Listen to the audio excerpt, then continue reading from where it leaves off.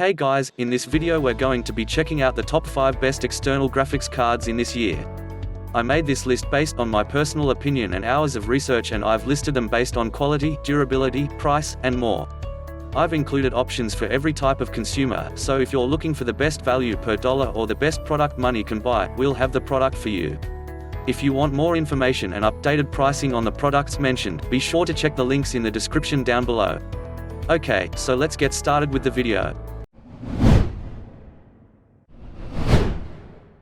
Number 1. GB Aorus Gaming Box. The Aorus Gaming Box is an external GPU case that comes complete with Gigabyte's own mini ITX version of the GeForce GTX 1070 graphics card. It is a fairly compact metal box with a transparent mesh openly displaying the front of the graphics card itself and further accentuating it with the use of LED lighting. As mentioned above, this external GPU case ships with a Gigabyte GTX 1070 mini ITX, a graphics card with all the capabilities of its full-sized counterpart. However, due to its diminutive size and compact cooler, its overclocking potential is more limited and it gets a bit loud when under load. Nonetheless, it is still wholly capable of taking on both 4K and VR gaming. Design-wise, there is not much to say. The exterior is very clean and minimal, while the RGB lighting on the front which illuminates the front of the graphics card lends it that particular gaming flair. Using Gigabyte's Aura Sync software, the lighting can be easily controlled and customized, and there are several of the usual RGB effects that can be used: static, flashing, breathing, and color cycling. When it comes to connectivity, there's no lack of variety here. The case boasts a single Thunderbolt 3.0 port which is used to interface with a laptop or PC, while the GPU itself comes with one HDMI 2.0 port, one DisplayPort 1.4, and two dual-link DVI-D ports. In addition to these basics, Gigabyte takes the case a step further and gives it 4 USB ports, 3 of which are regular USB 3.0 ports, with the fourth one being a quick charge port. Ultimately, the case is rather light, weighing only 4.4 pounds, about 2 kilograms. This, combined with its small frame, makes it one of the most portable eGPU cases that can be transported with ease and placed comfortably on top of a desk without being too conspicuous. To make things even better, Gigabyte also packs a neat little carry bag designed specifically for this enclosure, which really does cement this eGPU as the most portable one currently available. Ultimately, the only real problem with this external graphics card enclosure is that it's a bit limited when it comes to upgrading it. Of course, the Gigabyte GTX 1070 that comes with the box can be removed, but the small frame only allows it to host mini ITX graphics cards. As such, the future upgrade options are a bit limited with the Gigabyte gaming box. Number 2. Alienware Graphics Amplifier. The Alienware Graphics Amplifier is a GPU case designed to work specifically with Alienware laptops, using the company's proprietary port instead of the usual Thunderbolt 3 port as a means of connection. The priority here was to design an eGPU case that would house a powerful full-sized graphics card, so portability is not this product's strong suit. Boasting a sleek black plastic exterior with a heavily detailed front and a conspicuous Alienware logo, the Alienware Graphics Amplifier definitely looks like an Alienware product. As mentioned above, it is quite bulky and has a considerable footprint, but this isn't too big of an issue considering that it wasn't meant to be a portable eGPU enclosure to begin with. The case doesn't ship with a graphics card, but according to Alienware, it supports all full-sized graphics cards that go as far back as the GTX 600 series and the Radeon HD 5000 series. Furthermore, the 460-watt power supply can handle cards with a TDP of up to 375 W. What's more, it has 4 super-speed USB 3.0 ports that allow for the convenient connecting and charging of certain peripherals. In the end, the two biggest issues with this eGPU case are the limited compatibility and its size, so unless you have one of the aforementioned Alienware laptops that come with their proprietary connector and don't mind the lack of portability, you will probably want to give the graphics amplifier a pass. Number 3. Ocotillo Node. The Ocotillo Node is a spacious and adaptable external GPU case, though from the looks of it, it's more reminiscent of a full-fledged mini ITX computer case, more so than any of the other products on this list. Ultimately, this comes with certain advantages and disadvantages. As can be seen from the pictures, the Node comes with a simple and generally unremarkable design, built mainly of simple sheet metal.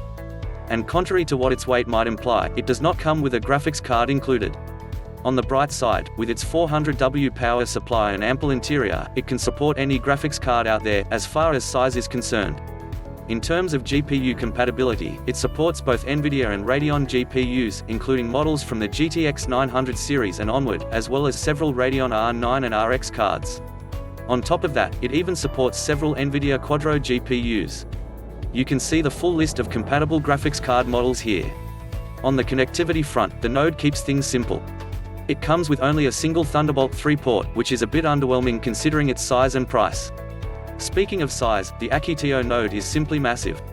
It weighs a considerable 15.2 pounds, roughly 7 kilograms, and that's not counting the graphics card that will eventually go inside it.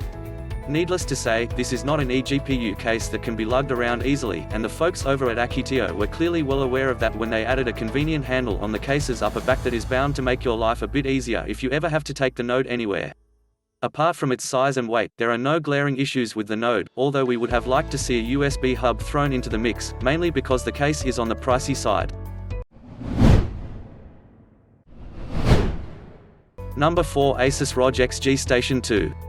One of the products in the ROG lineup is the ROG XG Station 2, which takes the aggressive and attention-grabbing design which is a staple of ROG products and applies it perfectly to an external GPU case. But what does it offer in practical terms? The Station 2 boasts a highly aggressive design, angular, replete with details, and of course, equipped with RGB lighting in the form of the conspicuous plasma tube on the front of the case. And despite what you may think when you look at the price tag, the standard Station 2 doesn't come with a GPU included, though Asus does offer versions which do.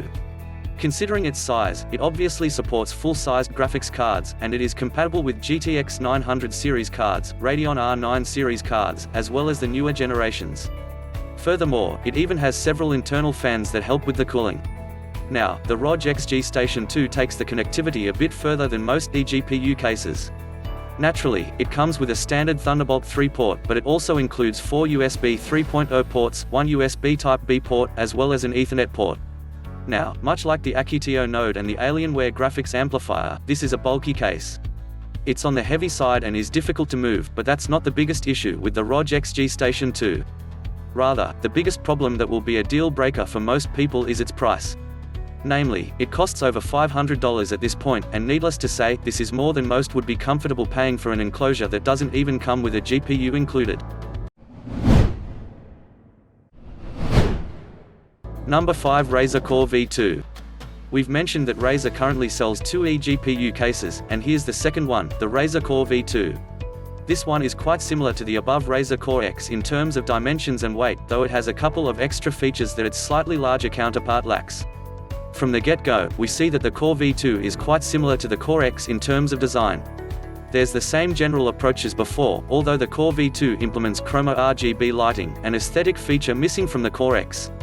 Compatibility-wise, the situation is more or less the same as well, since the V2 is designed to house full-sized graphics cards as well, though triple-width cards are not supported, unfortunately. As before, a full list of the compatible GeForce, Quadro, and Radeon cards can be seen on the official product page. Now, apart from the chroma RGB lighting, another feature that the Core V2 has that the X doesn't is a USB hub. Namely, this case has 4 green-colored USB 3.0 ports on the back, as well as an Ethernet port, in addition to the usual Thunderbolt 3 port. In the end, the Razer Core V2 is quite similar to the Razer Core X. It is slightly smaller and a bit lighter, but still not very portable, though the biggest difference between the two is definitely the price, as the V2 comes with a Thanks for watching, and I hope you liked the video. If you found the video helpful, please remember to thumbs up and subscribe to my channel to see more videos like this in the future. If you have any questions related to these products, you can leave a comment below and I will get back to you as soon as I can.